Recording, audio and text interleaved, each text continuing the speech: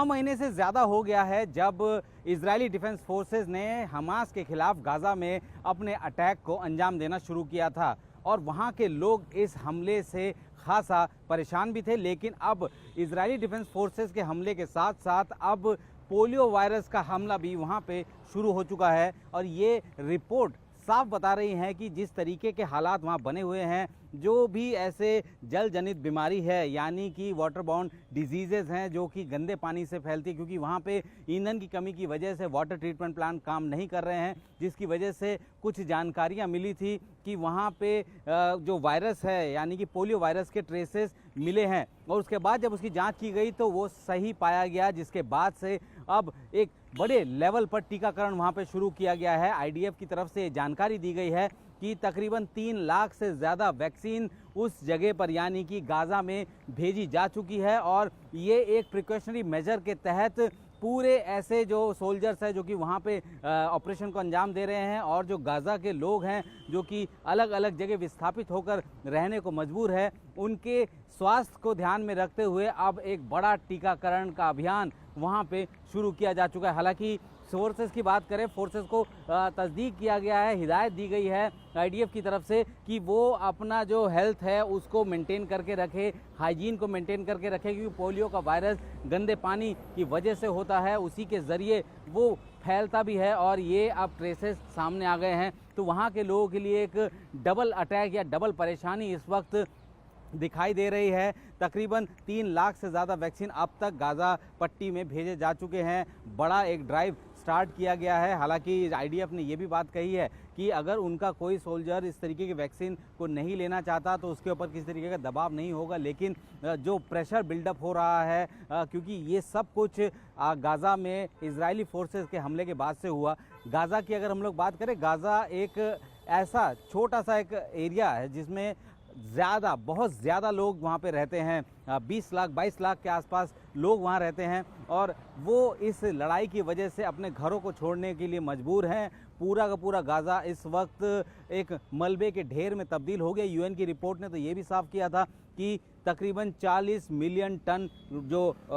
कचरा है या कहें कि जो मलबा है वो वहाँ पे जमा है और उसको साफ़ करने के लिए तकरीबन 15 साल से ज़्यादा का वक्त लग जाएगा। और जो एरियल अटैक्स किए गए हैं इजराइल की तरफ से हमास के ऊपर या हमास के संभावित ठिकानों के ऊपर, उनमें कई ऐसे इंस्टॉलेशन हैं जो कि नष्ट हुए हैं। जो जानकारी मिल रही है कि ईंधन की कमी है, वहाँ पे फ्यूल उतना नहीं है, जिसकी वजह से वो सारे ऐसे वाटर ट्रीटमेंट प्लांट जो कि नॉर्मल टाइम में ऑपरेट करते थे वो भी अब ऑपरेट करना बंद कर चुके हैं, जिसकी वजह से जो गंदा पानी है वो अब शहरों में अलग अलग इलाकों में भरना शुरू हो रहा है और जिसकी वजह से इस तरीके का पोलियो वायरस का अटैक जो है वो देखा जा रहा है। हालांकि WHO की तरफ से ये ज़रूर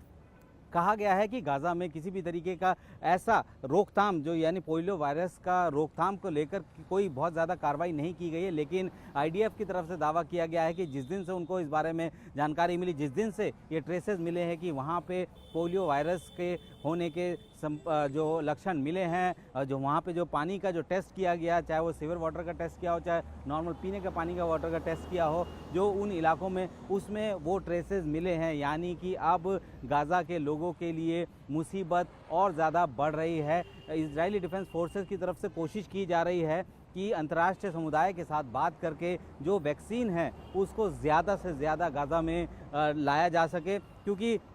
अगर हम लोग बात करें कि इस वक्त सबसे ज़्यादा जमावड़ा जो है वो दक्षिण गाज़ा की तरफ है और वहाँ पे अभी भी ऑपरेशन जारी है और उस वजह से लगातार जो ऐसे शिविर जो बनाए गए थे, ह्यूमैनिटेरियन ग्राउंड बनाए गए थे, उन ह्यूमैनिटेरियन ग्राउंड को वो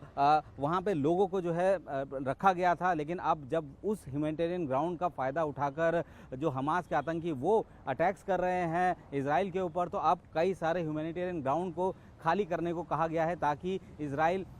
जो उसकी फोर्सेस है वो गाज़ा में उन इलाकों में जहाँ पे वो ह्यूमन शील्ड बना के बैठे हैं हमास के आतंकी, उनको हिट किया जा सके। लेकिन इतना तो तय है कि जिस तरीके के हालात वहाँ पे बने हुए हैं, जिस तरीके का पूरा शहर मलबे के ढेर में तब्दील हो गया है, वहाँ पे सैनिटाइजेशन का काम जो है और पानी का जो दूषित पानी है उसकी निकासी या उसको ट्रीटमेंट करने का कोई भी व्यवस्था इस वक्त नहीं है। काफ़ी ज़्यादा ऐसे इलाके हैं जहाँ पे कि इस तरीके की दिक्कतें पेश आ रही हैं, लिहाजा जो पोलियो वायरस के जो सिम्टम्स नज़र आने लगे हैं वो वाकई चिंता वाले हैं, चौंका देने वाले हैं, क्योंकि इस तरीके से अगर हालात बने रहे तो ये पोलियो बड़े तेज़ी से उस इलाके में फैल सकता है और जो पहले से ही ग्रसित वहाँ के लोग हैं, जो युद्ध से ग्रसित लोग हैं, वो अब पोलियो वायरस की चपेट में आना शुरू हो जाएंगे और वो एक काफ़ी बड़ी त्रासदी की तरफ जो है गाज़ा और गाज़ा के लोगों को धकेल सकता है। लिहाजा अंतर्राष्ट्रीय समुदाय भी और अंतर्राष्ट्रीय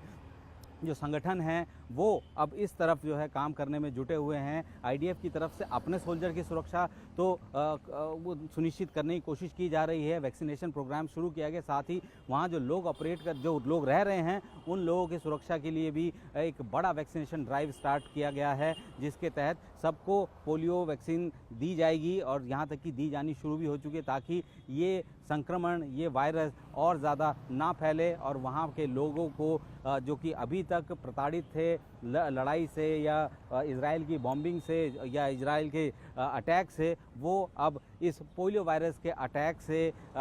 सुरक्षित रह सकें या बहुत ज़्यादा संक्रमित ना हो। इसको लेकर अब पूरी तरीके से कमर कसी जा चुकी है। अंतर्राष्ट्रीय समुदाय भी और आईडीएफ भी अब वहाँ के गाज़ा के लोगों की बेहतरी के लिए, उनके स्वास्थ्य के लिए एक बड़ा टीकाकरण अभियान जो है वो शुरू कर चुकी है।